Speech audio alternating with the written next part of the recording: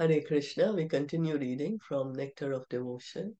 Chapter 1, we are reading the second characteristic of pure devotional service. The first one was getting freed from all miseries, and the second is all auspicious. So, yesterday we read that the greatest humanitarian work is when we spread Krishna consciousness, when we give Krishna consciousness to anyone, everyone, because everyone is suffering in this material world. And the highest welfare we can give them is Krishna consciousness.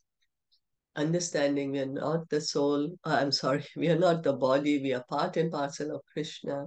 We need to revive our relationship with Krishna. And so this is the way we can give the highest benefit to someone. How the Krishna consciousness movement can attract the attention of the whole world, and how each and every man can feel pleasure in this Krishna consciousness is stated in the Padma Puran as follows. A person who is engaged in devotional service in full Krishna consciousness is to be understood to be doing the best service to the whole world and to be pleasing everyone in the world.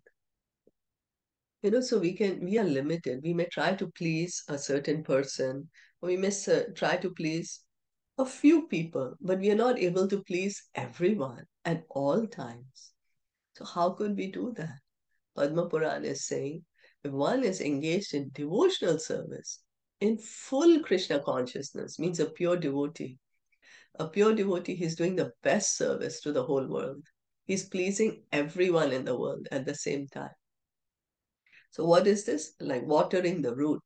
We water the root, and the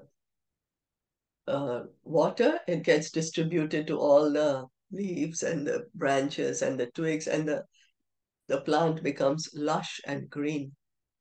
If we try to water 1, 2 leaves, a few branches, 1, 2 twigs, the plant is going to die out. So watering the root.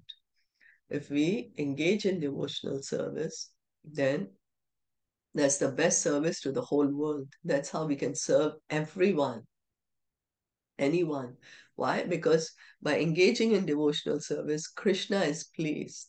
Krishna is the Paramatma in the heart of everyone. And because Krishna is pleased with the devotee, everyone is pleased with the devotee.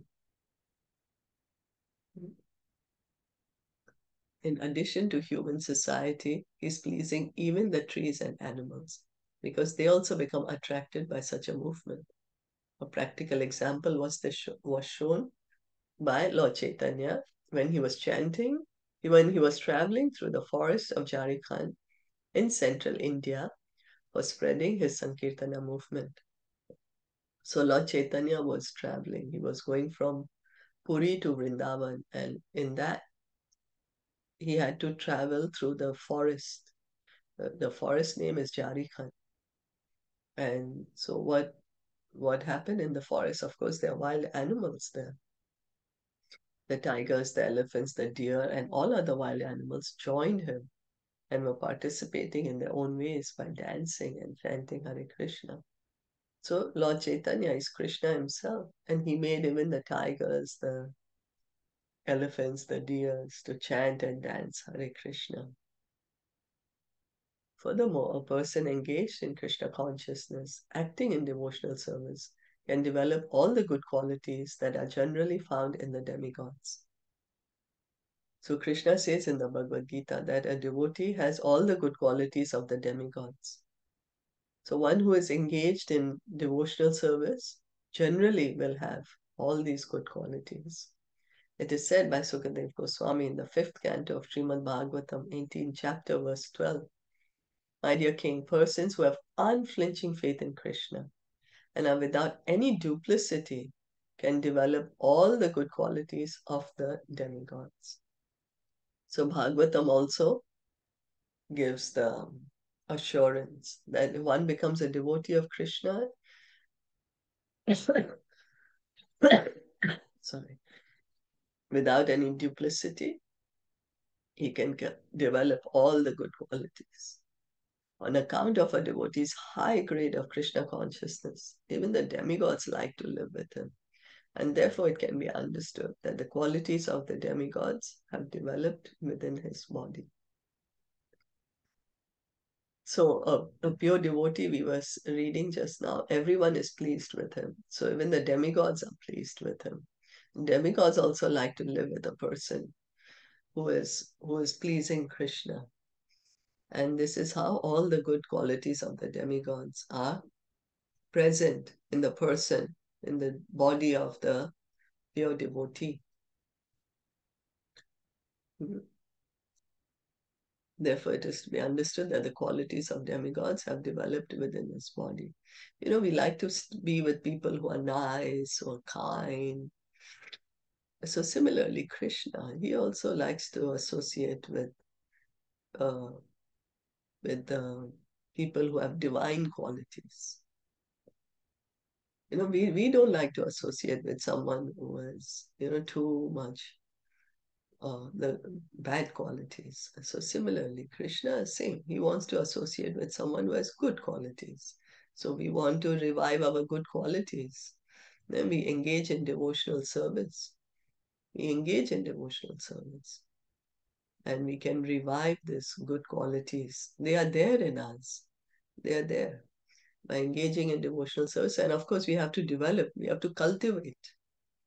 We have to cultivate these good qualities in us by hearing the instructions of Krishna. On the other hand, a person who is not in Krishna consciousness has no good qualities. He may be highly educated from the academic point of view, but in the actual field of his activities, he can be seen to be baser than the animals. Even though a person is highly educated academically, if he cannot go beyond the sphere of mental activities, then he is sure to perform only material activities and thus remain impure. There are so many persons in the modern world who have been highly educated in the materialistic universities, but it is seen that they cannot take up the movement of Krishna consciousness and develop the high qualities of the demigods. So material education is not a qualification that we have good qualities. We get enamored that, oh, this person is so educated, is so rich, so good looking, or so powerful, but doesn't mean that they have these good qualities. That's something we have to understand. Now, how to develop the good qualities? Take up the movement of Krishna consciousness and develop the qualities. We have to develop these qualities.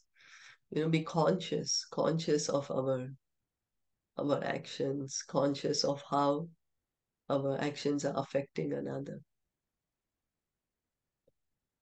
So just someone being highly educated in material education, it's not a guarantee that they will have all the good qualities. But a pure devotee of Krishna for sure will have all the good qualities of the demigods. Are there any questions or comments?